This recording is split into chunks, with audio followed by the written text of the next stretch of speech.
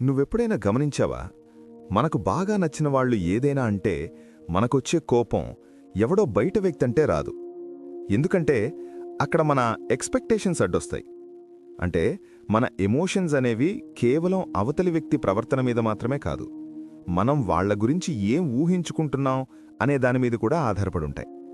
అది అర్థం చేసుకోవడం కూడా ఒక రకమైన ఇంటెలిజెన్సే. సరే, ఒకసారి ఆలోచించు.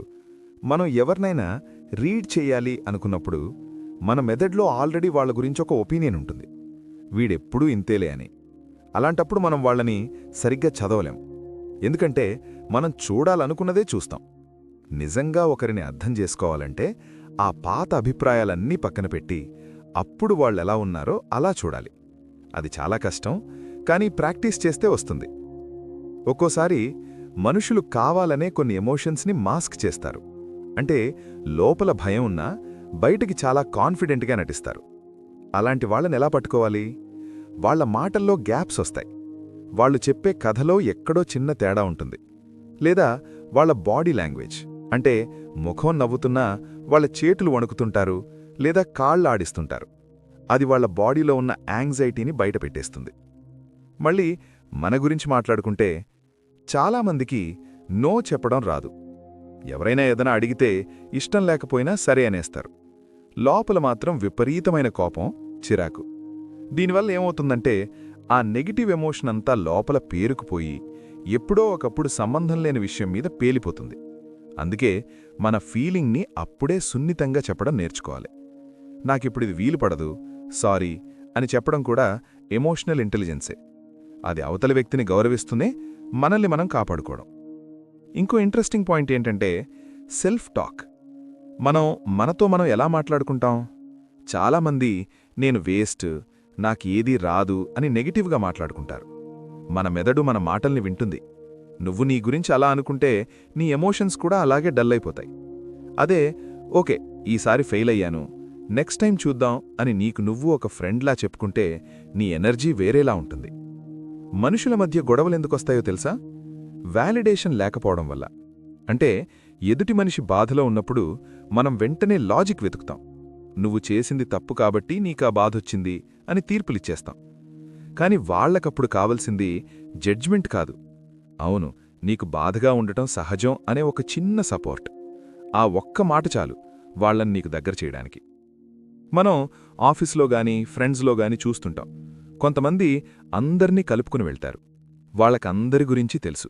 ఎవరెప్పుడు మూడౌట్ అవుతారు, ఎవరికి ఏది చెబితే హ్యాపీగా ఫీల్ అవుతారు, వాళ్లకు అవగాహన ఉంటుంది. వాళ్ళేమీ పెద్ద పెద్ద చదువులు చదివి ఉండకపోవచ్చు, కానీ వాళ్లకి మనుషుల మనస్తత్వం అర్థమవుతుంది. ఇంకా సోషల్ మీడియా వల్ల కూడా మన ఎమోషన్స్ దెబ్బతింటున్నాయి. వేరే వాళ్ల లైఫ్ చూసి మనం మన లైఫ్తో కంపేర్ చేసుకుంటాం. అది అసూయకి దారితీస్తుంది.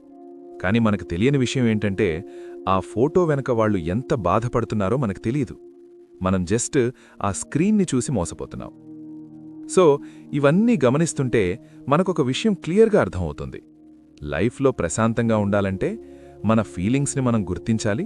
అది ఏదైనా సరే ఆవేశంలో రియాక్ట్ అవ్వకుండా ఒక చిన్న గ్యాప్ ఇవ్వాలి. ఎదుటివాళ్లు ఎందుకలా ప్రవర్తిస్తున్నారో వాళ్ల కోణంలో ఆలోచించాలి. మనల్ని మనం తక్కువ చేసుకోకూడదు. నిజానికి ఇదంతా ఒక పెద్ద సముద్రం లాంటిది. ఒక్కో రోజు ఒక్కోటి నేర్చుకుంటాం. నువ్వడిగావు కదా ఇంకా కావాలని, అంటే మనం ఎంత మాట్లాడినా ఏదో ఒకటి మిగిలే ఉంటుంది. ఎందుకంటే మనుషులు చాలా కాంప్లికేటెడ్. ఒకే మనిషి ఒకరోజు చాలా మంచిగా ఉంటాడు, ఇంకో రోజు చాలా వింతగా బిహేవ్ చేస్తాడు. ఆ మార్పుని కూడా మనం యాక్సెప్ట్ చేయాలి. ఎదుటివాళ్లని చదవడం అంటే వాళ్ళనేదో మిషన్లాగా స్కాన్ చేయడం కాదు, వాళ్లతో మనం కనెక్ట్ అవ్వడం. మనం ఎప్పుడైతే నిజాయితీగా ఉంటామో అవతలి వాళ్లు కూడా మన దగ్గర ఓపెన్ అవుతారు. అప్పుడు వాళ్ళని చదవాల్సిన అవసరం ఉండదు, వాళ్లే మనకు కనిపిస్తారు. చాలామంది అడుగుతుంటారు, మరి నన్నెవరైనా మోసం చేస్తే అని. అవును, మోసం చేసేవాళ్లుంటారు. కానీ మన ఎమోషనల్ ఇంటెలిజెన్స్ బాగుంటే ఆ మోసాన్ని మనం ముందే పసిగట్టవచ్చు. ఎందుకంటే వాళ్ల ప్రవర్తనలో ఏదో ఒకచోట ఇన్కన్సిస్టెన్సీ, అంటే అస్థిరత ఉంటుంది. ఆ చిన్న క్లూ చాలు మనల్ని మనం కాపాడుకోవడానికి. సరే, ఇవాళ్టికి చాలా ఎక్కువ మాట్లాడేసినట్టున్నాను, కానీ ఇది అవసరం అనిపించింది. నువ్వు కూడా ఒకసారి ఆలోచించు. రేపు నువ్వెవర్నైనా కలిసినప్పుడు వాళ్ళు ఏం మాట్లాడుతున్నారో కాకుండా వాళ్ళు ఏం ఫీల్ అవుతున్నారో గమనించడానికి ట్రై చేయి. చాలా ఇంట్రెస్టింగ్గా ఉంటుంది.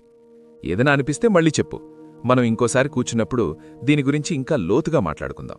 ఏమంటావ్? సరే, వెళ్ళొస్తాను మరి. మళ్ళీ కలుద్దాం.